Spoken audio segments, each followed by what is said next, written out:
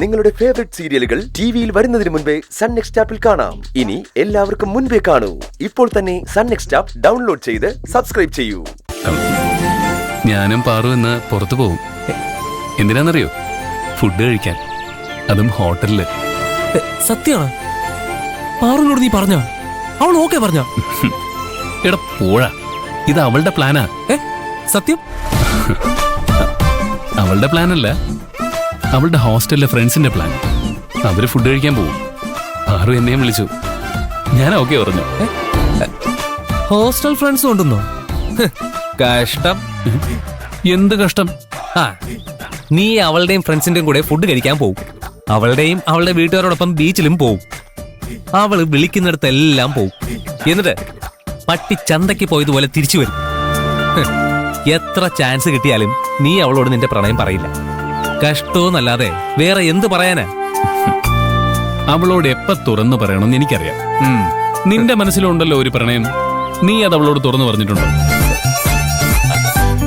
ആരോട്? എടാ, ഞാൻ വെറും പൊട്ടനാണെന്നാണോ നീ കരുതിയിരിക്കുന്നത്? നീ എപ്പോഴും ജയന്തിയെ ചുറ്റിപ്പറ്റി നടക്കുന്നതിന്റെ കാരണം എനിക്കും മനസ്സിലാവില്ലെന്നാണോ നീ വിചാരിച്ചിരിക്കുന്നത്?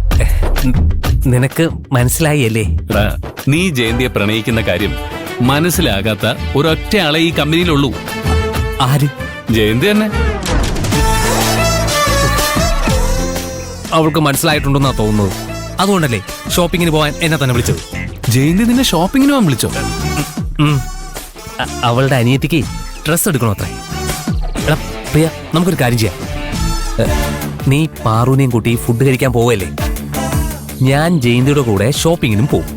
പാറുവിന്റെ മുന്നിൽ നീ ഇന്ന് തന്നെ നിന്റെ മനസ്സ് തുറക്കണം. ജയന്തിയുടെ മുന്നിൽ ഞാനും എന്റെ മനസ്സ് തുറക്കാം. ആരുടെ മുമ്പിലും മനസ്സ് തുറക്കണ കാര്യ രണ്ടുപേരും പറയണേ.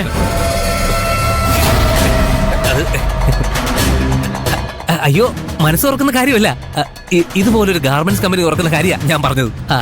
പ്രൊഡക്ഷൻ ചീഫായിട്ട് കരുണാകരൻ സാറിനെ തന്നെ വെച്ചാലോന്ന് ഞാൻ ഇവരോട് ചോദിക്കായിരുന്നു.